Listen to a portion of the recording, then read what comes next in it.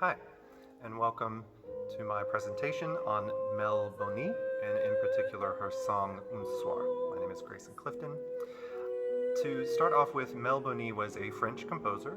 She was born in Paris on January 21st, 1858, and she died in Sarcelles, Seine-et-Oise on March 18th of 1937. So a pretty representative span of French music, and lived through the First World War. She went by the pseudonym Mel because when she wanted to compose, she found that it was much easier when she did not have a feminine association with her name.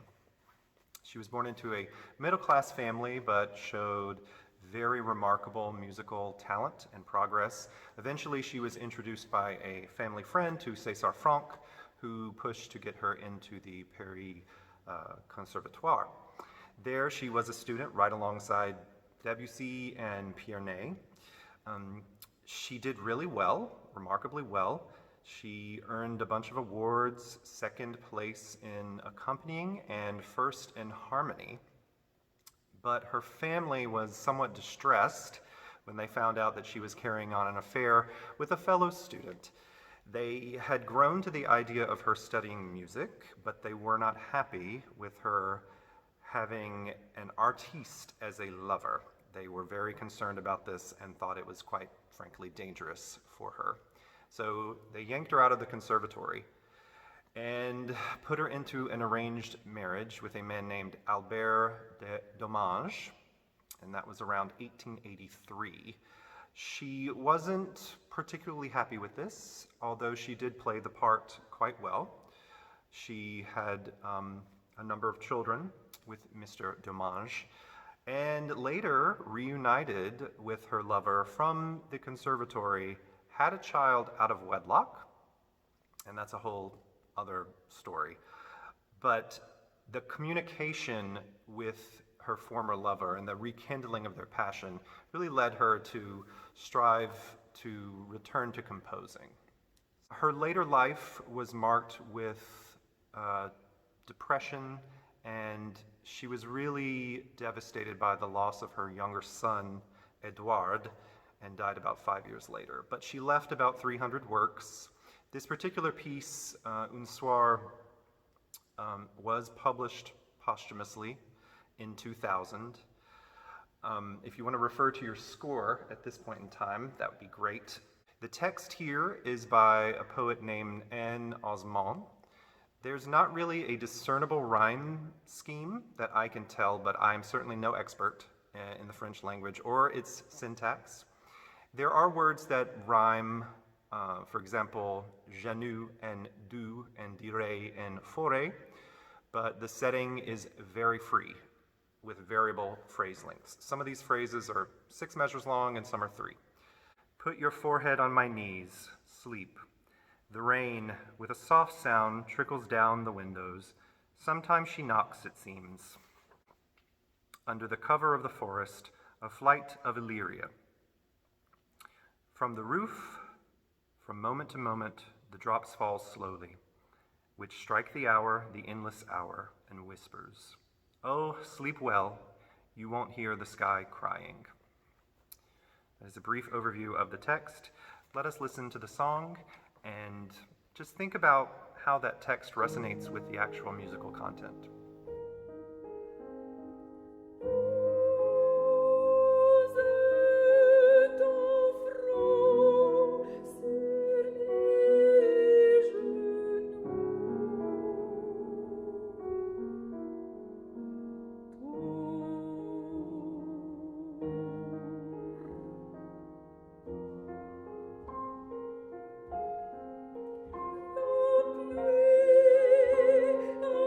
Avec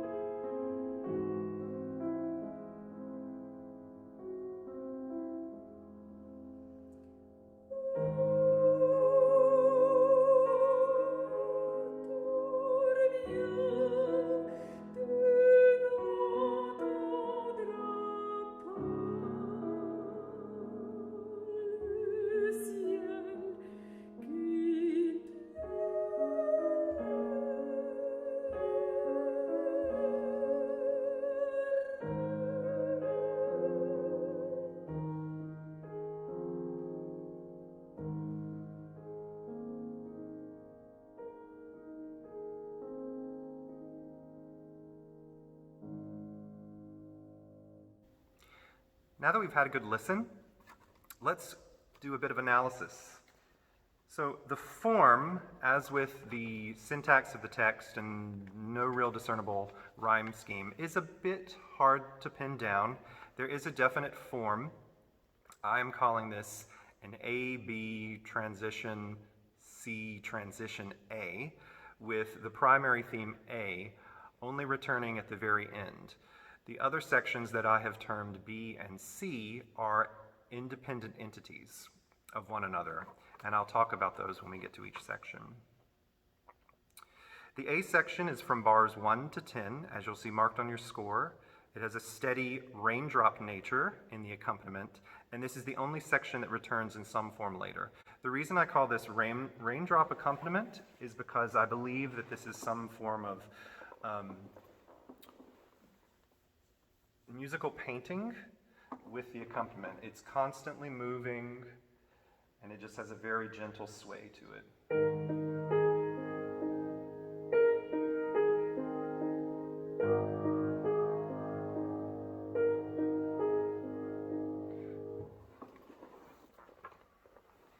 The B section, or what I have termed the B section, is from bars 11 to 16, and here we have a more destabilized rhythm in the accompaniment, and we have a different vocal contour. And what I mean by destabilized rhythm, we go from a very clear 3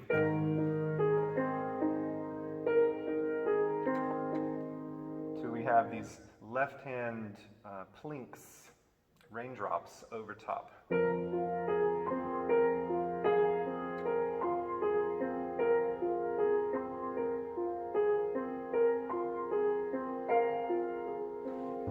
So a beginning of the sort of the breakdown of the rhythm there. The section I'm marking as transition 1 is from 17 to 29. Here we have some new rhythmic figures, and it culminates with a più vivo. And in my opinion, this is sort of text painting of the word flight when she's talking about flight of Illyria. Section C, which is from 30 to 39, here we have the most stable area in the piece, and this is a very stable tonicization of the D flat key.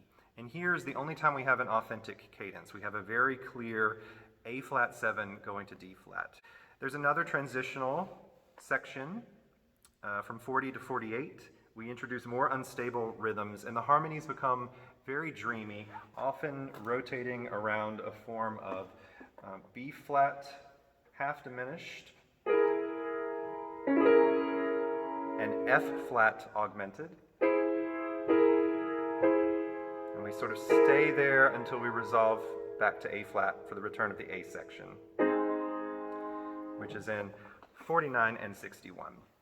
This is the same material both in the vocal line and the accompaniment that we had from earlier. However, the tail is altered and the ending is dying away. So it's sort of like an A prime / A material used as a coda section. Briefly to discuss the cadences, there's only the one authentic cadence that I found, and that's the one in measure 32 that's imperfect. Now, there are some form of other cadences, and I'm going to call them plagal because I don't really know what else to call these. However, if you look at the very opening material, and this happens in the A section, or a return to the A section most frequently. So we start with the A flat major, And then we go to F flat. And then we have the B flat half diminished. This sounds like a sort of quasi-plagal cadence to me. Two going to one. The harmonic language used in this piece is very dreamy, and it is somewhat impressionist, although it doesn't go nearly as far as, say, middle to late Debussy works would.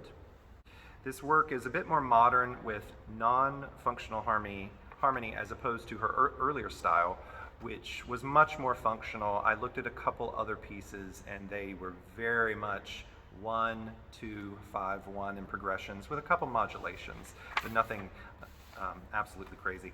Most of the harmonic interest lies with the piano, and as I mentioned before, this seems to me to depict the fall of rain, as is referred to in the text. One could see the chords in the piano as ninths, but using suspensions and non-chord tones in traditional triads is much easier. For example, right at the beginning, we could call this some form of a ninth, or we could just call it a 9/8 suspension. Because they always resolve. These non-chord tones always resolve to an actual chord tone. These are called accented upper neighbors in most cases. Sometimes they are in fact passing tones, or you can still call them accented neighbors in just a shift of key. So for example, the first chord change, and then we do a shift. So same musical figure, we've just changed chords. This is what you call parsimonious voice leading, very smooth voice leading, often retaining a common tone. So in this example it's the A flat that's retained, with the other two chord tones just moving around it a half step each. The most stable harmonic area is the section C, as marked in the score, and that is where we have very clear A flat 7 going to D flat.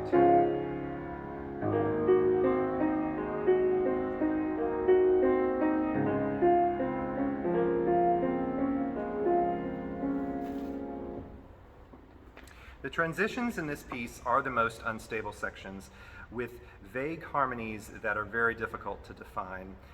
For example, in measure 27, if you look, we have this huge clustering.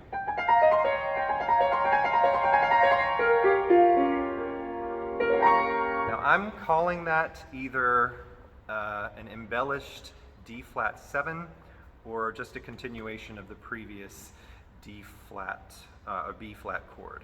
One can also hear this section as a foreshadowing of the D flat section that is to come, starting with section C. Transition 2 begins in measure 40, and it features this long ascent in the piano part before climaxing in bars 44. And then we have measures 45 and 48 that sort of mirror image the opening. So if the opening is this, we have a very similar thing set up here, except now the F flats are augmented here.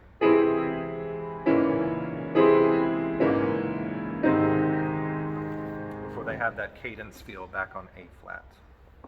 All of this dreamy organic harmony adds to the effect of rainfall and sleep with the way the harmonies are not clearly defined and the constant patter of rain in the accompaniment.